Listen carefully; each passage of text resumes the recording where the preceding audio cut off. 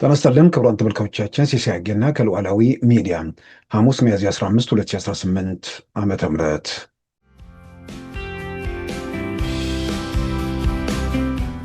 ሰሞኑን በሙዚቃ ታጅቦ ህዝባዊ እምቢተኝነት የሚል የተቃውሞ ጽሁፍ እያዘጋጁ ወይ ደግሞ በዛ ደረጃ ራሳቸውን እያንቀሳቀሱ መሆኑን የተመለከተ ህዝባዊ እምቢተኝነት የተመለከተ ለሚዲያ የቀረበ ውስጥ ለውስጥ የሚያሰራጩትን መረጃም እኔም አግኝቼው ተመልክቼዋለሁ።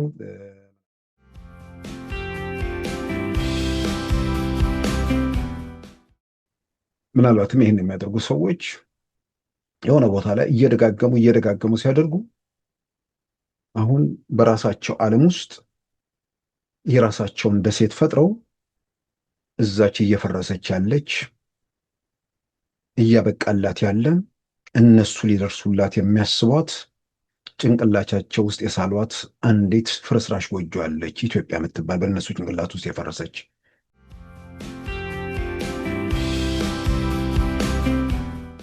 ቢቢሲ አማርኛ ሁለት ሰዎች አናገረ። ከዛ ላይ አንዱ ስሙ የማይገለጽ ሰው የፍቅር ሰው ነው፣ የሰላም ሰው ነው፣ የአንድነት ሰው ነው ምናምን ስለ ፍቅርና ስለ መቻቻል ስለ አንድነትና ስለ ወንድማማችነት ነው የሚናገረው ብሎ እዛ ላይ አንድ ማንነቱን ያልገለጸ ሰው ተናገረ። ያ ማንነቱን ያልገለጸው ሰው ይህን የሚናገርበትን ነገር ካመነ ማንነቱን ቢገልጽ ጥሩ ነበር። በተለይ በአሁኑ ካሴቱ ላይ ይሄን የሚለውን ነገር የሚገልጽ ነገር አለ ብሎ ካመነ በዛ መልክ ቢያስረዳ ጥሩ ነበር።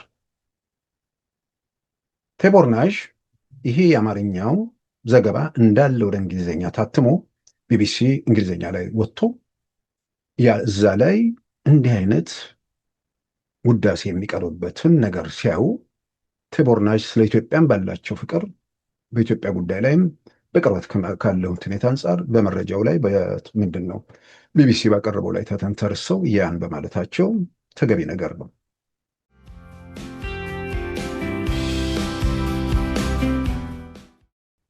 የአውሮፓ ህብረት ቀጥታ የበጀት ድጋፉን ከ6 ዓመት በኋላ ሲቀጥልም ቲፒኤልኤፎች ወደዚህ ሁኔታ ሲመጡ ዓለም አቀፉ ማህበረሰብ ደግሞ የት ጋር እንደቆመም ጭምር አጋጣሚውም በራሱ የሚገልጸው ነገር አለ።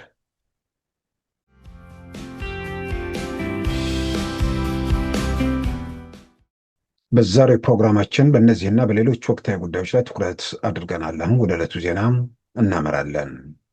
በኢትዮጵያ ከፍተኛ የወርቅ ክምችት ይገኝበታል ተብሎ የማዕድን አውጪዎች በተሰማሩበት የኩርሙክ ወርቅ ማዕድን ስፍራ ከኢትዮጵያ መንግስት እውቅና ውጭ ግብፃውያን ባለድርሻ ሆነው መቆየታቸው ተዘገበ። ግብፃውያኑ በባለድርሻነት መሳተፋቸው ብቻ ሳይሆን የወርቅ ማውጫው የታላቁ ህዳሴ ግድብ አካባቢ መሆኑም ይበልጥ አነጋጋሪ አድርጎታል። በጸጥታ ጉዳዮች ላይ ይበልጥ በማተኮር ከፈረንሳይ ፓሪስ መረጃዎችን የሚያሰራጨው አፍሪካን ኢንቴሊጀንስ ትላንት ረቡዕ እንደ አውሮፓውያን አቆጣጠር ሚያዝያ 2 2026 የካናዳው የማዕድን ኩባንያ ለቻይናው የማዕድን ኩባንያ የኩርሙክ የማዕድን መውጫ ቦታን መሸጡ አወዛጋቢ ሆኖ መገኘቱን በስፋት ተንትኗል።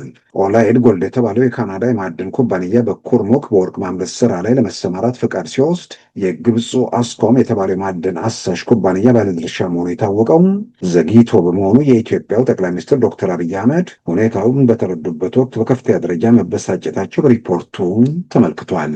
የካናዳው ኩባንያ ኦላይድ ጎልድ በቤኒሻንጉል ጉሙዝ ክልል ኩርሙክ ወረዳ ወርቅ ለማምረት ፈቃድ ሲወስድ ግብፃውያኑም ድርሻ እንደነበራቸው ታውቋል። አሁን የካናዳ ኩባንያ ስፍራውን ለቻይናው ቱዥን ኩባንያ በ5.5 ቢሊዮን ዶላር ወይንም በአሜሪካን ዶላር 4 ቢሊዮን ዶላር መሸጡም ተመልክቷል።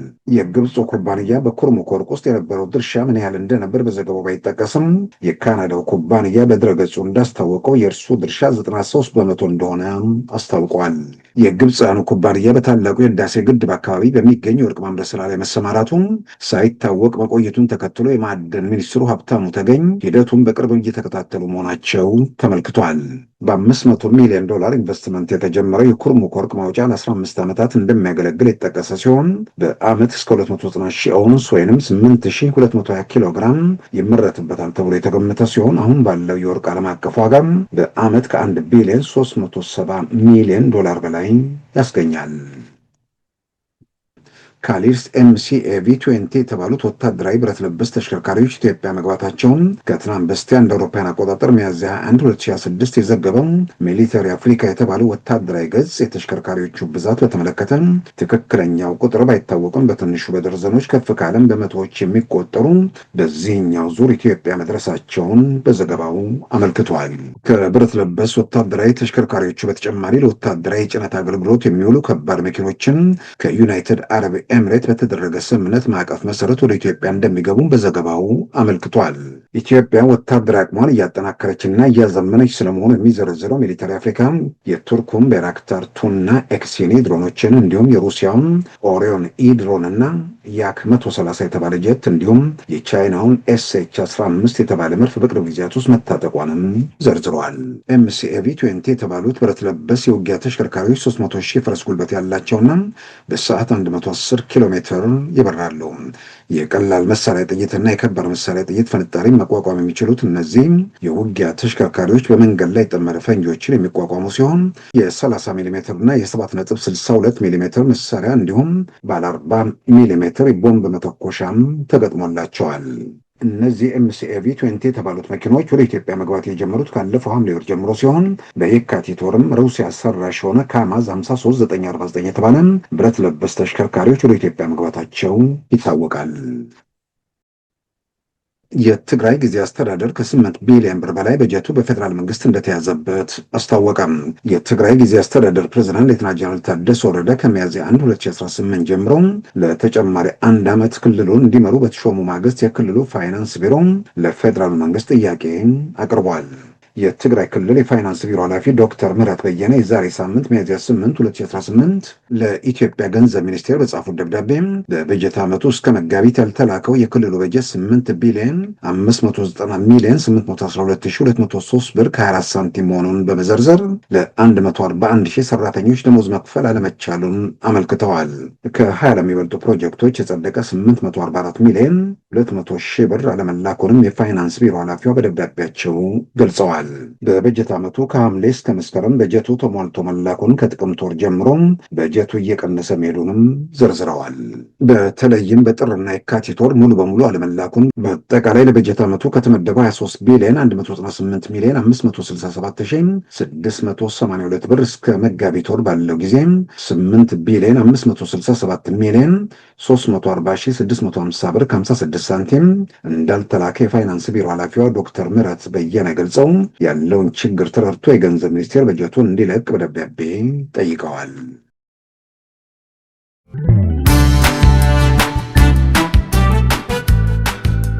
ሉዓላዊ ሚዲያን ይደግፉ። ስራዎቻችንን ለብዙ እንድናደርስ ሰብስክራይብ፣ ሼር፣ ላይክ በማድረግ ሉዓላዊ ሚዲያን ያጠናክሩ። እውነትን እንዘግባለን፣ ኢትዮጵያዊነትን እናቀነቅናለን። መድረኩ ግን ለሁሉም አመለካከት ክፍት መሆኑን እናረጋግጣለን። ሉዓላዊ ሚዲያ።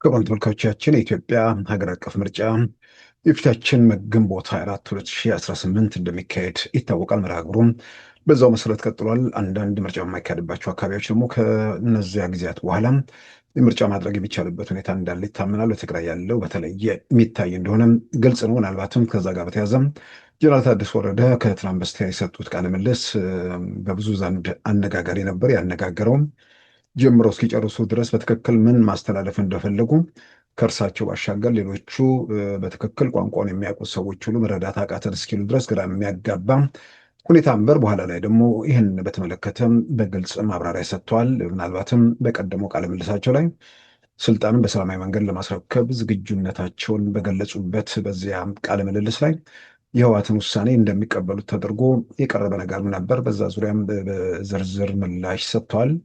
የህወሓት ውሳኔ የግል የፓርቲ የቡድን ውሳኔ ነው፣ አከብራለሁ።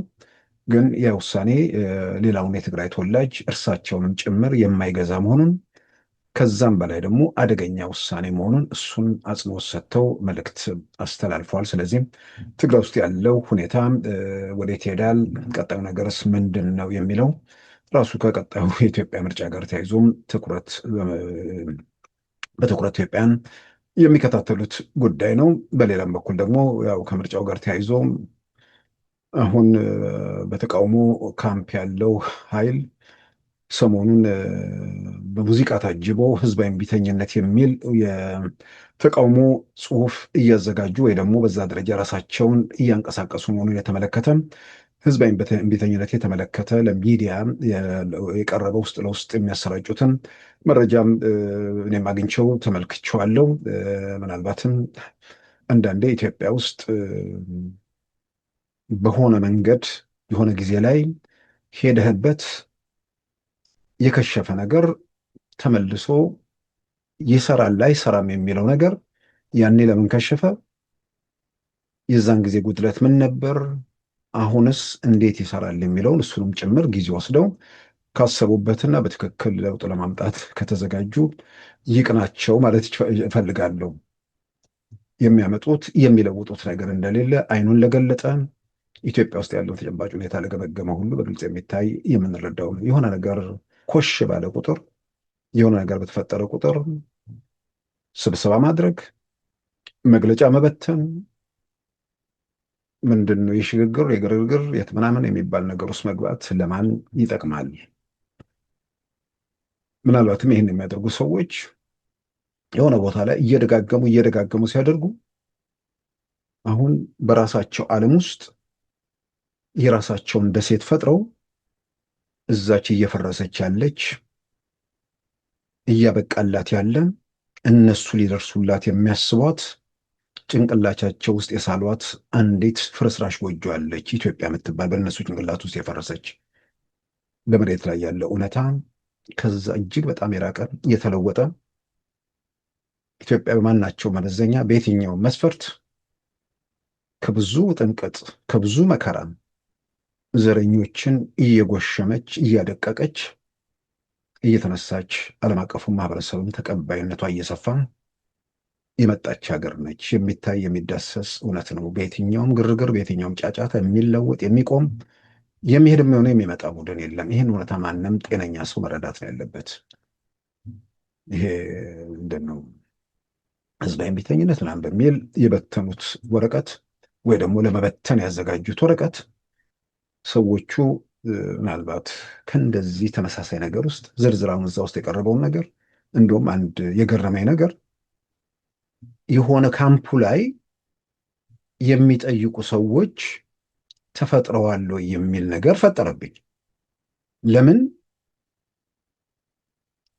አሁን ኢትዮጵያ የተጋፈጠችው ችግር የተጠራቀመ ችግር ነው። ያን የተጠራቀመ ችግር አሁን ያለው መንግስት በፖሊሲ እንደገናም ደግሞ በአመራር ጉድለት እያባባሰው መጣ የሚል ችግር ነበር የሚለውን ነገር ራሱ በዚህ ደረጃ ተዘጋጅቶ መምጣት ራሱ ትንሽ የሚጠይቁ ሰዎች፣ ተቃውሞ የሚያቀርቡ ሰዎች እየበረከቱ ስለመጡ በዛ ደረጃ ሊሆን ይችላል ብዬ አምናለሁ። ይሄ ከሆነ ደግሞ እነዚሁ የሚጠይቁ ሰዎች ገፋ አድርገው መጠየቅ ያለባቸው እነዚህ የተሰበሰቡ ሰዎች ኢትዮጵያ ውስጥ እንዲለወጥ የሚፈልጉት ነገር የሚጠይቁት ነገር ምን እንደሆነ እሱንም ቢጠይቋቸውና እንደዚሁ ሌላ ጊዜ ጽሑፍ ሲያዘጋጁ ብንረዳው ጥሩ ነው። ምክንያቱም በየግልም ጠይቀን በተለያየ መንገድም አነጋግረን ልንረዳው ልናውቁ ልንገነዘበው አይቻልነው ነገር ስላልሆነ ብዬ ነው። ምንድን ነው ጥያቄያችሁ? በሬ ካራጁ ጋር እንዲጣመር ያደረገው ካራጁ በላይ መከራ እየጠራበት ያለ ቡድን አለ ወይ? ምንድን ነው ኢትዮጵያ ውስጥ የተፈጠረው ነገር? ገዳይና ሙሾ አውራጅ አንድ ማዕድ ላይ ከአስገዳይ ጋር ምንድን ነው በጋራ የተቀመጡበት ምክንያት ምንድን ነው? ልክ እዛ ላይ ኢትዮጵያ የተጠራቀመ ችግር ነው ተብሎ እንደተቀመጠው አሁን ደግሞ ለምንድን ነው የምትቃወሙት? ለምንድን ነው ይሄ መንግስት እንዲሄድ የምትፈልጉት? ለምንድን ነው የግርግር የመዋጮ የትኛውም ቅርጽ የተሰጠው እንስጠው መንግስት የሚባለው ነገር የሚመጣው? ስለዚህ እኔ አሁን ተስፋ ማድረገው የተጠራቀመ ችግር የሚለው ነገር ሲመጣ የተጠራቀመ ችግር የሚል እስከዛሬ ድረስ አንስቷል አያውቁም። ልክ የጠቅላይ ሚኒስትር አብይ መንግስት ሲመጣ ኢትዮጵያ ውስጥ የመከራ ዶፍ የዘነበባት አድርገው የሚገልጹ ነበሩ። አሳፋሪ አስገራሚም ይሉኝታ ቢስነትንም የሚያሳዩ ነገሮች አሁን ከቴዲ አፍሮ ሙዚቃ ጋር ተያይዞ ዛሬ አንድ ሰው ትላንት ማለት ነው ሲያወራኝ አንድ የቲፒኤልኤፍ ሰው የሆነ ሚዲያ ላይ ቀርቦ የቴዲ አፍሮ ሙዚቃ ዛሬ ሳይሆን ኢትዮጵያ መፍረሷን ያኔ ኢሳያስ አፈወርቅ የመጡ ጊዜ ያኔ ነበር መረዳት የነበረበት። ኢትዮጵያ ዛሬ አይደለም የፈረሰችው። አዎ ቲፒኤልኤፎች የሄዱ ቀን ዘረኛ፣ ገዳይ፣ ዘራፊ ኢትዮጵያን በዘር የሸነሸነ ሲዘርፍ ኢትዮጵያን ሲያደቅ የነበረ ቡድን ኢትዮጵያን የፖለቲካ ስልጣን ሲለቅ ኢትዮጵያ ፈረሰች ብለው የሚያምኑ እዛው ላይ ቆሙ ለመንቀሳቀስ ያልታደሉ ሰዎች እነዚህ ጭምር ናቸው ኢትዮጵያ ውስጥ ለውጥ እንዲመጣ የሚጠይቁት።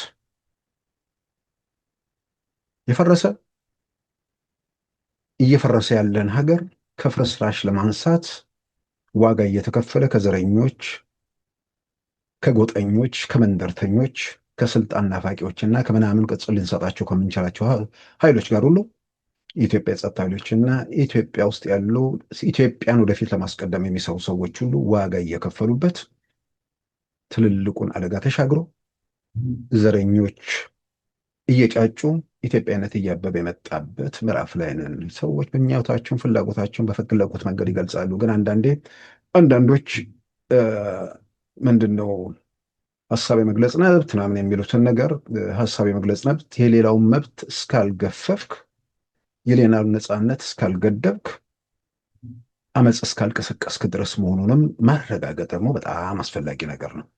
ሀሳብ የመግለጽ መብት የሚለውን ነገር ከዛ አንጻር በተገቢው ማየቱም አስፈላጊ ነገር ነው። ምናልባት ከሰሞኑ ከቴዲ ሙዚቃ ጋር ተይዞ በቃ እኔ አልፏል፣ እኔ እዛ ጋር ተመልሼ ልመጣ አልፈልግም፣ ግን አቋሜን በግልጽ በማያሻማ መንገድ 1 2 3 ብዬ አስረድቻለሁ። ያንን ሊሞግት የሚችል ሰው ይምጣና ይሞግት። ሁለተኛ አምባሳደር ቴቦርናሽ በጣም የኢትዮጵያ ወዳጅ የሆኑ እሳቸው በኤክስ ገጻቸው ላይ የሰፈሩትን ተከትሎ የሆነ ጫጫታ ሲፈጠር ገረም ስሙት የሚል መልእክት አስተላልፈዋል። ቴቦርናሽ ቢቢሲ አማርኛ 2 ሰዎችን አነጋግሮ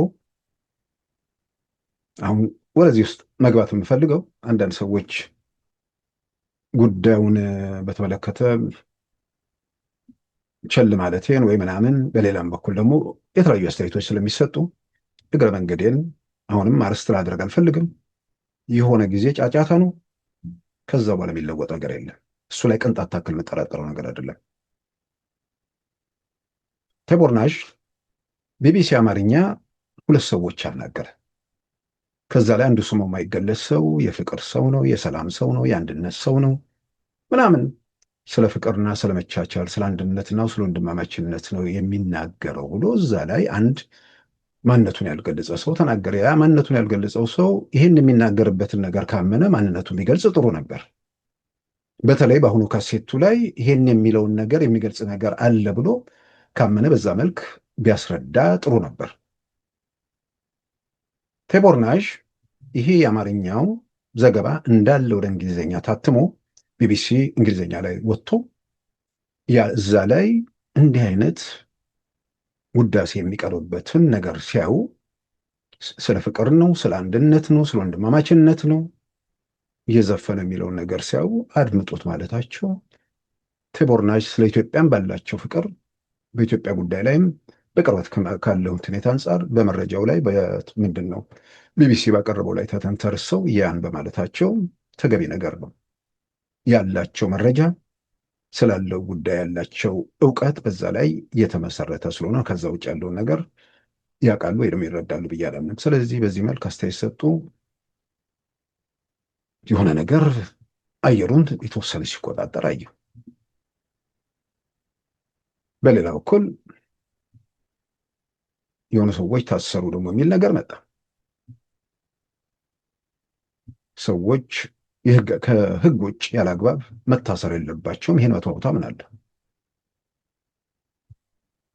ታስረዋል ወይ አልታሰሩም? እኔ በግሌ መረጃ የለኝም። ደጋግሜ እንደምለው ለብዙ ሰዎች የመረጃ ምንጮች እጅግ በጣም ወሳኝ ጉዳዮች ናቸው። የታየ ሲባል ፌስቡክ ላይ አየው ይላል። ፌስቡክ ላይ ማን ጻፈው?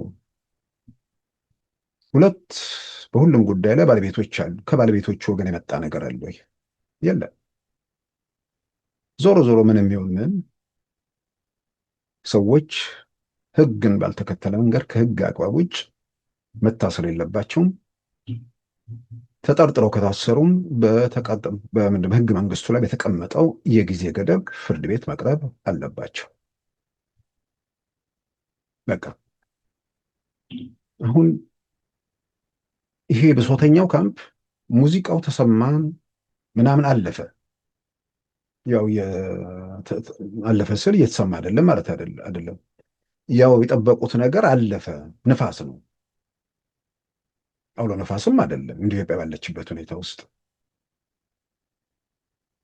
ይሄ ነገር በቃ አልፏል። ስለዚህ አሁን ይሄንን ነገር ይዞ ለመጠበቅ ያላቸው እድል እከሌ ታሰረ፣ እከሌ ተፈታ፣ ቴዲ ሊታሰር ነው፣ ቴዲ ሊፈታ ነው፣ እንዲህ እያሉ እዛ ጋር እንትን እያሉ መክረም ነው።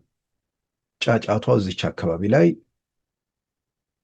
ወጣ ገባ እያደረጉ መቆየት ይፈልጋሉ።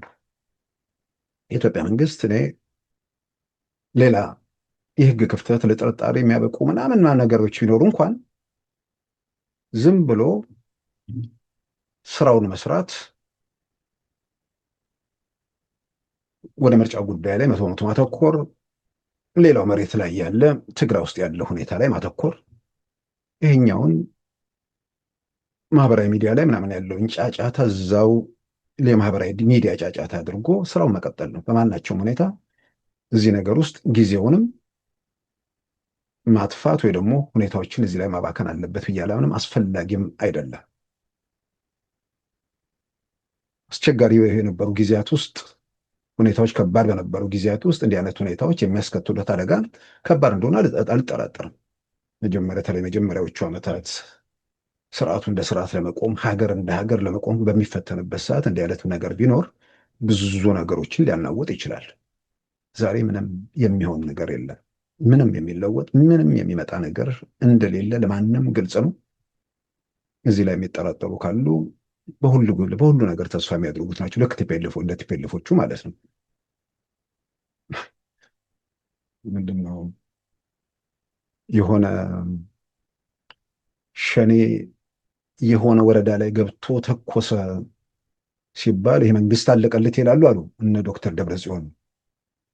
ፋኖ ከተማ ገብቶ አቃጠለ ሲባልም አሁንማ በቃ ለመተኮስ ምንድን ነው ሁኔታዎች ፈቀደልን ብለው የፖለቲካ ትንተና ይሰራሉ አሉ።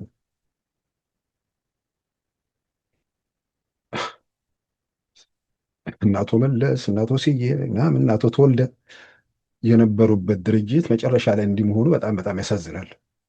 ያው የጋራ ዓላማቸው እንትን እያልኩ አይደለም። ሀሳብ አቅም የነበራቸው ሰዎች ሄደው የመንገደኞች መጫወቻ ምናምን አይነት መስሎ መታየቱ እጅግ በጣም ይገርመኛል።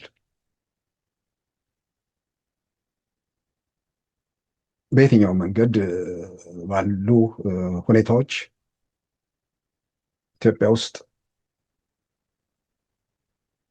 በቅንነት ይሄ አሁን የተፈጠሩ ነገሮችን ሰዎች በፈለጋቸው በተመቻቸው ምናምን ሄደውበት ይሆናል። ግን ከፊታችን ያለው ምርጫ፣ በምርጫ ሂደት ውስጥ ኢትዮጵያን ምን ይጠብቃሉ? ትግራይ ውስጥ ያለው ሁኔታ ከትግራይ ውስጥ ካለው ሁኔታ ጋር በተያያዘ ያንን ተኩስ በሌለበት ግጭት ውስጥ ሳይገባ ሁኔታዎችን ለመቋጨት እልባት ለመስጠት መንግስት እንደ መንግስት ከዚህ በላይ መሄድ የሚችልበት ርቀት አለ። እንዲህ አይነት ነገሮች ላይ ትኩረት አድርጎ ምክንያቱም የሀገር ጸጥታ ነው፣ የህብረተሰቡ ደህንነት ነው። አሁን ባለው ሁኔታው ስናይ ጫፍ የደረወጣው አስቸጋሪ ሁኔታም ይፈጠራል ብዬ ማምነው ትግራይ ውስጥ የተከተለው ነገር ነው። ወደ ግጭት የመገባት እድሉ ሰፊ ነው። ወደ ግጭት ሲገባ ግጭቱ እስከ አስመራ ይቀጥላል ወይስ እስከ መቀሌ ላይ ይቆማል የሚለውም እሱ ደግሞ አብሮ ተያይዞ የሚነሱ ነገሮች ከመሆናቸው ጋር ተያይዞ በተለይ ትግራይ ውስጥ ባለው ነገር አሁን ጀነራል ታደሰም ነገሩን ግልጽ አድርገውታል። ለግል ሚዲያዎቹ በሰጡት ማብራሪያ ውሳኔው አደገኛ መሆኑን ገልጸዋል። ከንግግር ውጭ የሚፈጸም ነገር ካለ መንግስት ግልበጣ መሆኑንም በይፋም አስታውቀዋል። ይሄ ሁኔታ ቲፒኤልኤፍን ከጀነራሉ እና ከጀነራሉ ደጋፊዎች ጋር ወደ ግጭት ውስጥ ያስገባዋል ማለት ነው። በዋናነትም ከኢትዮጵያ ፌዴራል መንግስት ጋር ደግሞ ውዝግብ ሳይሆን ወደ ግልጽ ጦርነት የሚያስገባ ሁኔታ መሆኑን ደግሞ የሚያጠራጥር ነገር አይደለም። ሰዎቹ እንግዲህ እንዳልኩት ሙቀት እየጠበቁ የሆነ ነገር ሲፈጠር የሆነ ነገር እናገኛለን ብለው አስበው ነው ወይስ ምንድን ነው? መሬት ከያዘን በኋላ የመቀሌውን የፕሬዝዳንትነት ወንበር ከተቆጣጠርን በኋላ እንደራደራለን ብለው ነው? ስምምነት አፍርሶ ወንበር ይዞ መደራደር የሚቻልበት ሁኔታ አለ ወይ? ራሱ በጣም በጣም መሰረታዊ ጉዳይ ነው ብዬ አምናለሁ። ስለዚህ ከትግራይ ውስጥ የተፈጠረውን ነገር ምናልባት አሁንም የተወጠረ ሁኔታ እንዳለ ግልጽ ነው። ይህን የተወጠረ ሁኔታ በተመለከተ ምናልባት የዚህ የዶክተር ደብረጽዮንና ኩባንያው ሰዎች እንዴት ነገሮችን መገምገም እንደተሳናቸው በዚህ መጠን እንዴት የማሰብ አቅም እንዳጡ ለሰሚው ግራ የሆነ ነገር ነው። ቢያንስ ወደሆነ ውዝግብ ወደ ግጭት ምናምን ለመግባት ሲፈልጉ ካምፓቸውን እያዳከሙ መጨረሻ ላይ የተወሰኑ ግለሰቦችና ቡድኖች ብቻ ቀርተው ምን እንዲከተልና ምን ሊሆን እንደሚችል ዛሬ ከእነርሱ ጋር በተቃራኒ የቆሙት የሁለቱን ዓመት ጦርነት በግንባር ቀደምትነት የመሩት አንደኛው ራሳቸው የሰራዊቱ አዛዥ የታጣቂዎቹ አዛዥ ጀነራል ታደሰ ናቸው። ሌላኛው በዛ እንቅስቃሴ ውስጥ በግንባር ቀደምትነት የሚጠቀሱት ዓለም አቀፍ አርዕስት ሚዲያዎቹ ቢያንስ እነ ፕሮፌሰር አሌክስ ድዋል አፍሪካዊ ጀነራል እያሉ ሲጠቅሷቸው የነበሩት እነ ጀነራል ጻድቃን፣ እነ ጀነራል ውዴ አሸብር፣ ወዴ አንጥሩ ምናምን እየተባሉ የሚዘረዘሩ በዛ ሂደት ውስጥ አብረዋቸው የቆሙ ሰዎች ከነሱ ጋር አይደሉም። በጦርነቱ ወቅት በዛ ጦርነት ወቅት ህወሓት የሚባል ነገር ሲነሳ ሊቀመንበር ከሚባሉት ዶክተር ደብረጽዮን ይልቅ ግንባር ቀደም ሆነው ሲጠቀሱ የነበሩት አቶ ጌታቸው ረዳ መሆናቸውን ሁሉም ያስታውሰው ነው። በሁሉም ቋንቋዎች በአማርኛም፣ በትግርኛም፣ በእንግሊዝኛም ለሎካሉም ለዓለም አቀፍ ሚዲያውም አርዕስት የነበሩ ሰው ናቸው። ያ ጦርነት ጋር ተያይዞ ብዙ ሰው ዓለም አቀፍ ማህበረሰቡም ሚዲያውም ያስታውሳቸው እሳቸውን።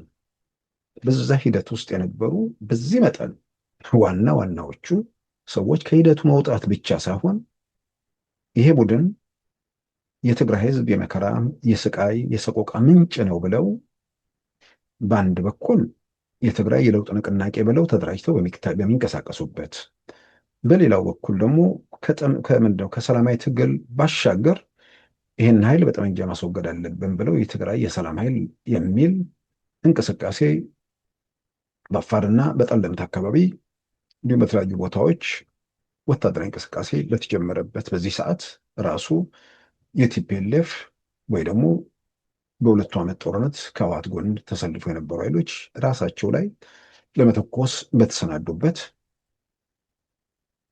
ከዚህም ባሻገር የፌዴራል መንግስት ያኔ እነሱ ሲተኩሱበት የነበረ የፌዴራል መንግስት አሁን ዛሬ ያለበት ሁኔታና ቁመና በብዙ መልኩ የተለወጠ መሆኑ በግልጽ በሚታይበት ይህንን ሰዎች እንዴት መገምገም አይችሉም? ፖለቲካ ሂደት ውስጥ ግጭት ውስጥ ምናምን ያለፈ ሰው የሚያደርገው ነገር ይሄ የሆነ እሳቱ ስለመግባት የሚደረግ ጥርፊያ ካልሆነ ጤነኛ የሆነ ሰው በዚህ ሁኔታ ውስጥ ሊል ይችላል። በዚህም ባሻገር ምናልባት ሁልጊዜም በዚህ በግጭቶች ወቅት ያው በተለይ በታዳጊ ሀገራት አካባቢ ላይ በተለያየ መንገድ ጫና ማድረግ አቅም ያላቸው ገንዘብ ያላቸው ሀገራት ሚና እንደነበራቸው ደግሞ የሚያጠራጥር ነገር አይደለም። በዛ ጦርነት ወቅት የኢትዮጵያ መንግስት ጦርነቱን እንዲያቆም ግፊት በማድረግ የአውሮፓ ህብረት ለኢትዮጵያ ሲሰጥ የነበረውን ቀጥታ የበጀት ድጋፍ ያቋረጠበትን ጊዜ ነበር። ዛሬ የአውሮፓ ህብረት ባለፈው ሰኞ ጀምሮ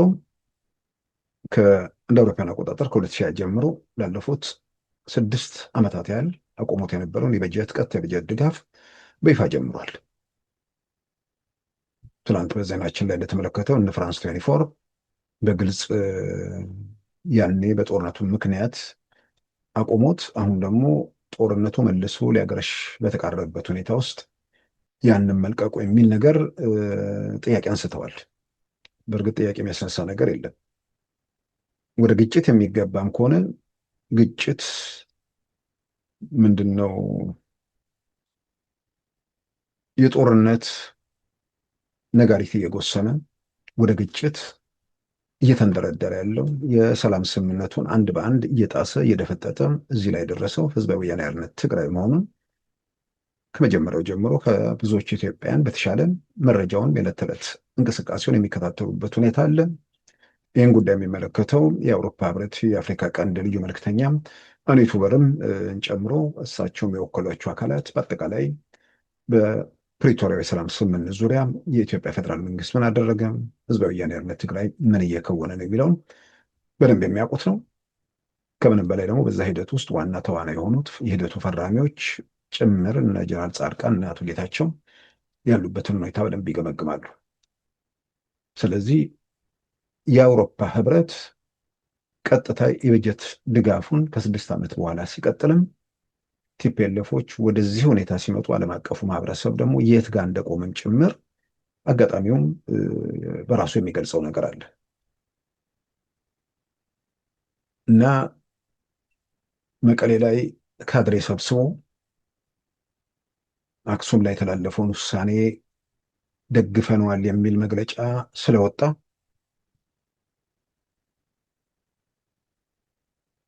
በመግለጫ ማሸነፍ የሚቻል ቢሆን ኖሮ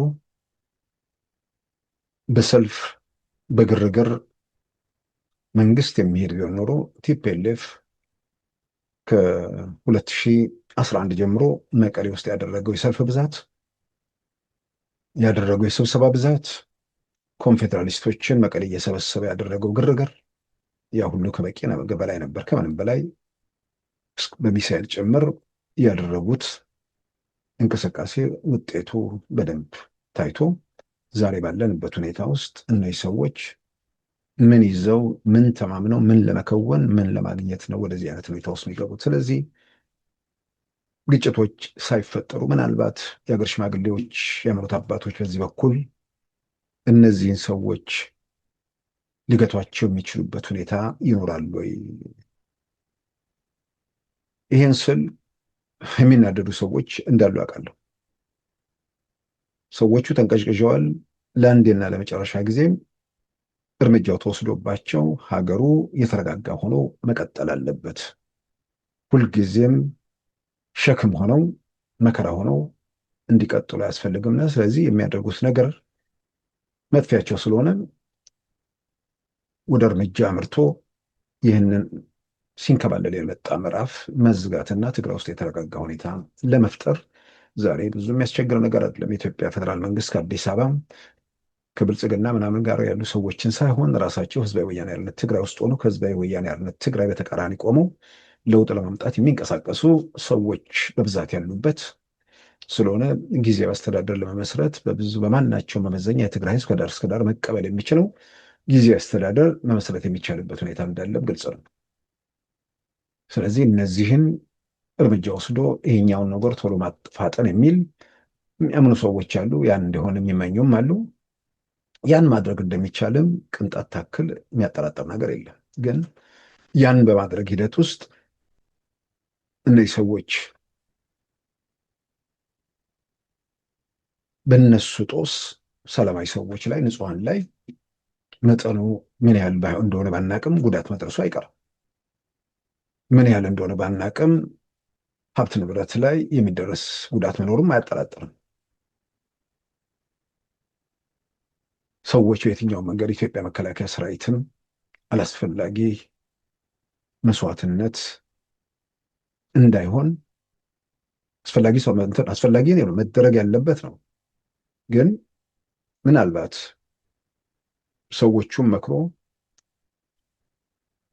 ዘመናቸው ማብቃቱን ሁኔታዎች መለወጣቸውን ምናልባት እንደ ስጋት፣ እንደ ፍርሃት፣ እንደ ተጠያቂነት የሚሸሹት ነገር ካለ የዓለም አቀፉ ማህበረሰብ በዚህ በኩል ጣልቃ መግባትና ዋስትና መስጠት የሚችልበት ሁኔታ ላይ እሱን መስራት። ዋስትና ማለት አሁን ከተኮሱ በኋላ ከዚህ በኋላ ስለ ዋስትና ማውራት የሚቻል አይመስለኝም።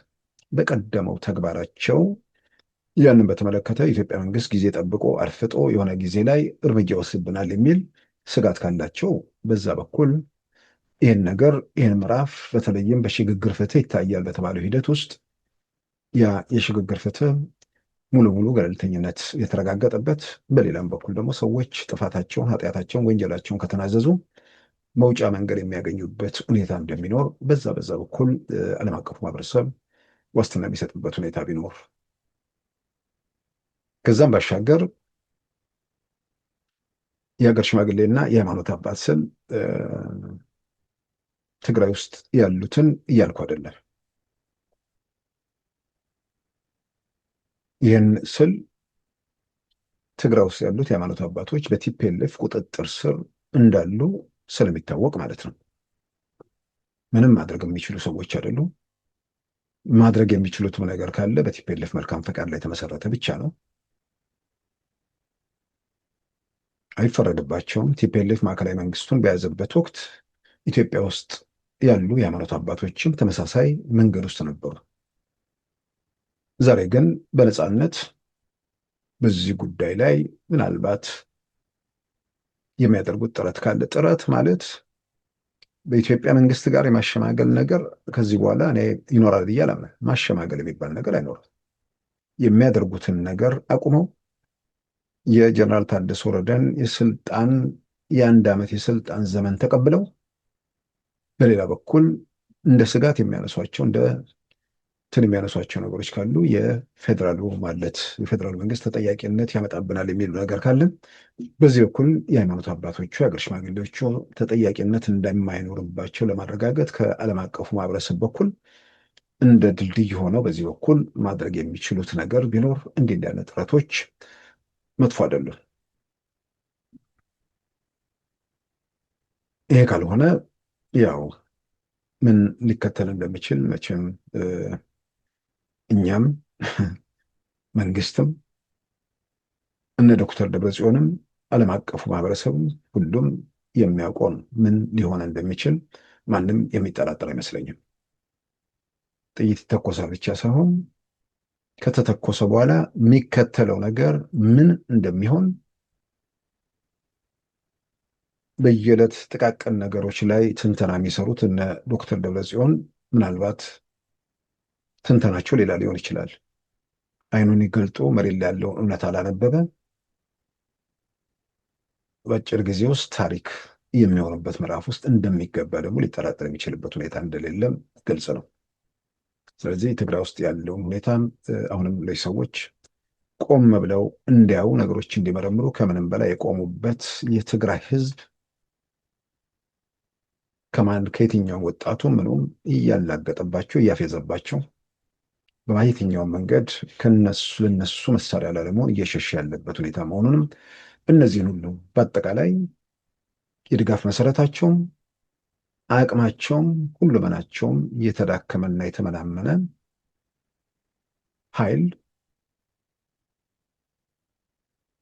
ለማስፈራራት ብሎ ወይ ደግሞ ለመደራደር ብሎ የሚያደርገው ነገር ውጤቱ አደገኛ እንደሚሆን የሚመለከታቸው ወገኖች ከመተኮስ በፊት ወይ ደግሞ ነገሮች ወደ ጫፍ ከመውጣታቸው በፊት አሁን ጀነራል ታደሰን አርሚ 22 የተባለው ትዕዛዝ እየጠበቀ ነው እንግዲህ የተባለው ይሄ ተባራሪ መረጃ አይደለም።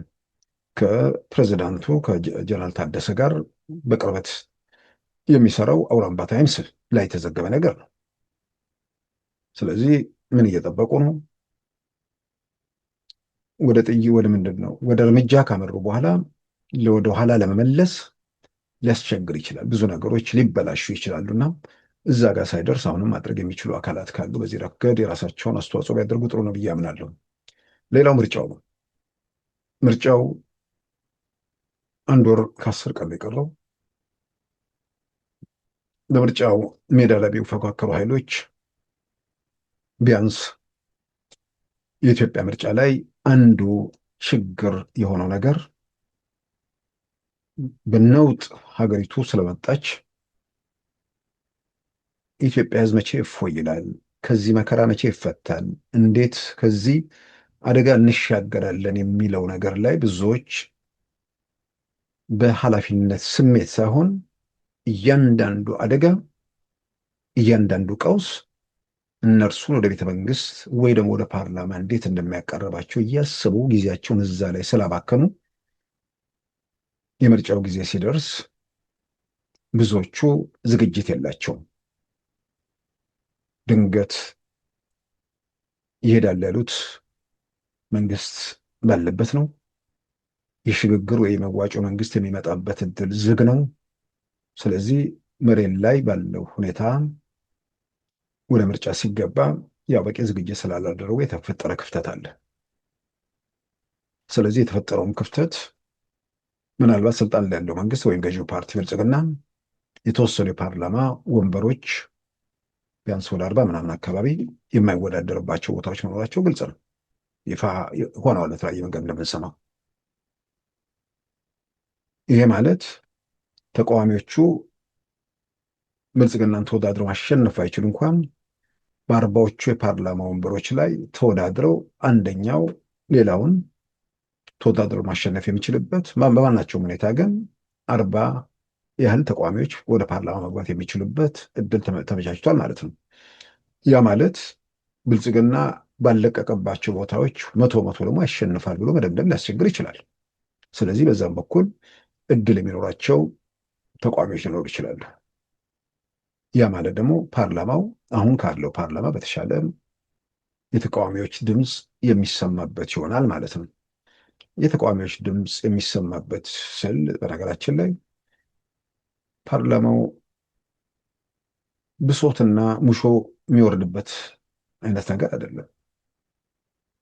እርግጥ ነው በደል፣ እርግጥ ነው ጥያቄዎች ካሉ እነዛ መነሳት አለባቸው። የመፍትሄ ምንድን ነው እንደ መፍትሄ የሚነሱ ነገሮችም ካሉ እሱ መቅረብ አለበት። ነገር ግን በልምድ ያየነው በተግባር የተመለከትነው ማህበራዊ ሚዲያ ላይ በምን መጠን ላስጨብጭብ የሚል ነገር እንጂ በትክክል የሚበጅና የሚጠቅመው ላይ ትኩረት ሲደረግ በግል ያላየሁም።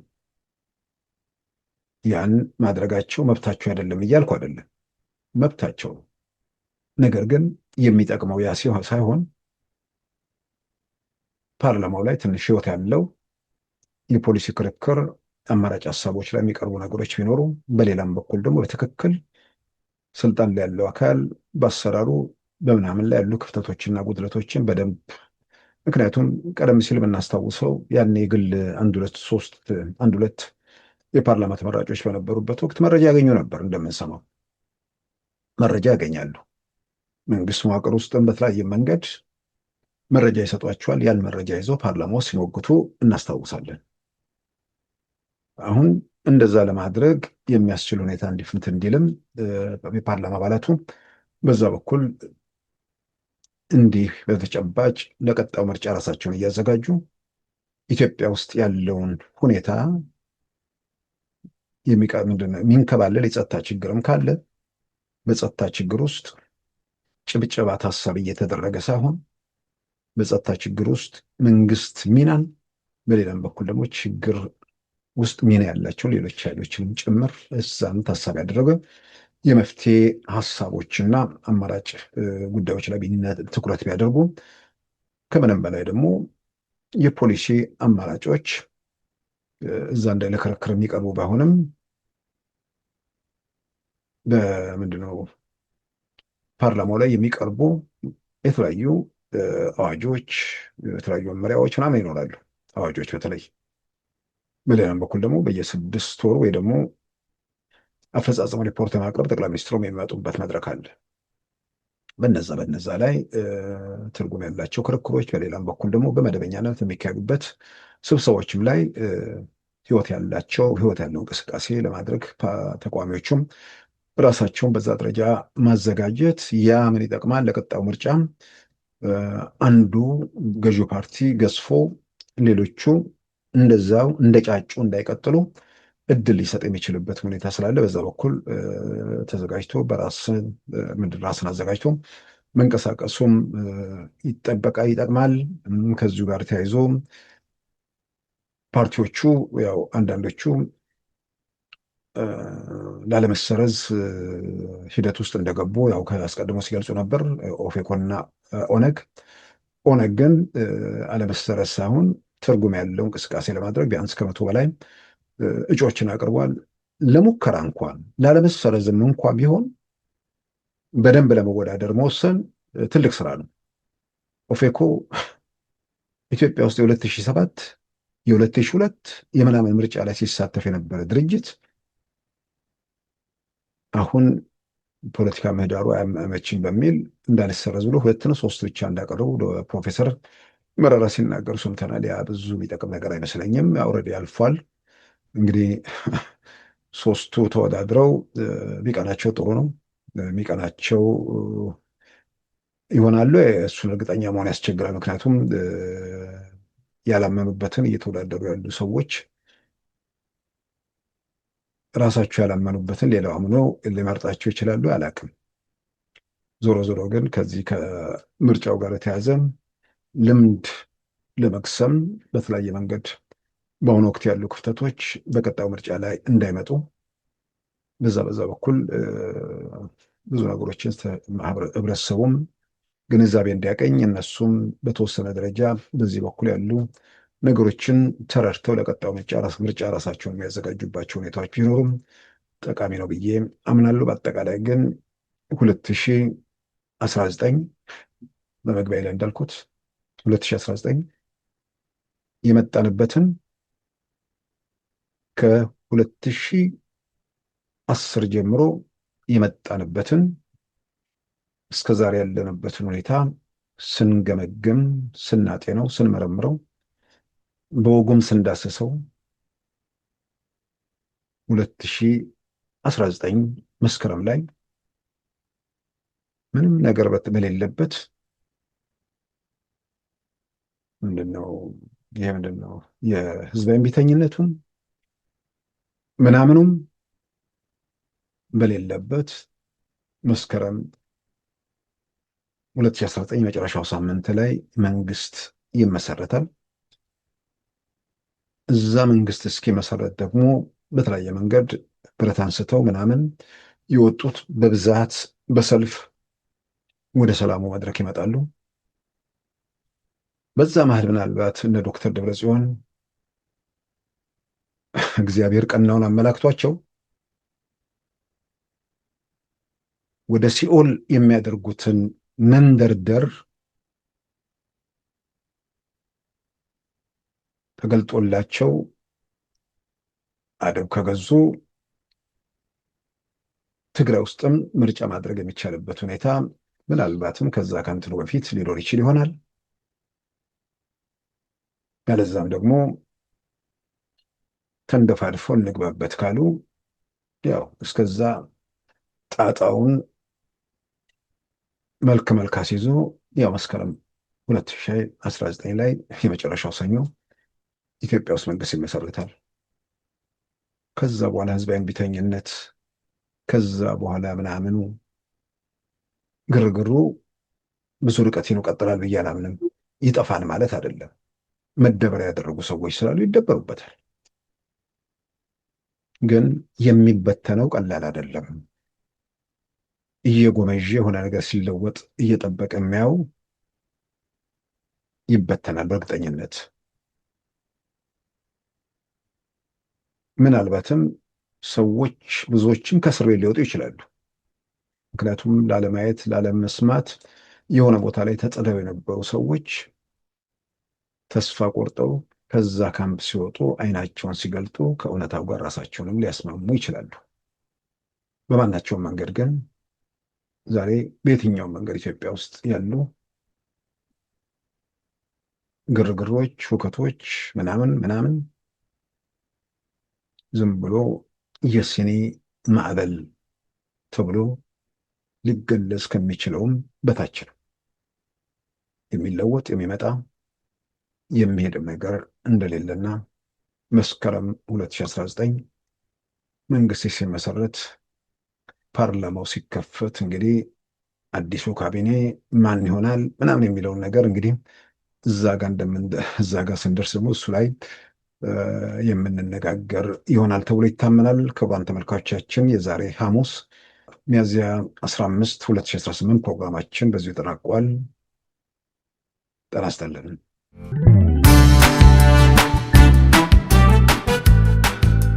ሉዓላዊ ሚዲያን ይደግፉ። ስራዎቻችንን ለብዙ እንድናደርስ ሰብስክራይብ፣ ሼር፣ ላይክ በማድረግ ሉዓላዊ ሚዲያን ያጠናክሩ። እውነትን እንዘግባለን፣ ኢትዮጵያዊነትን እናቀነቅናለን። መድረኩ ግን ለሁሉም አመለካከት ክፍት መሆኑን እናረጋግጣለን። ሉዓላዊ ሚዲያ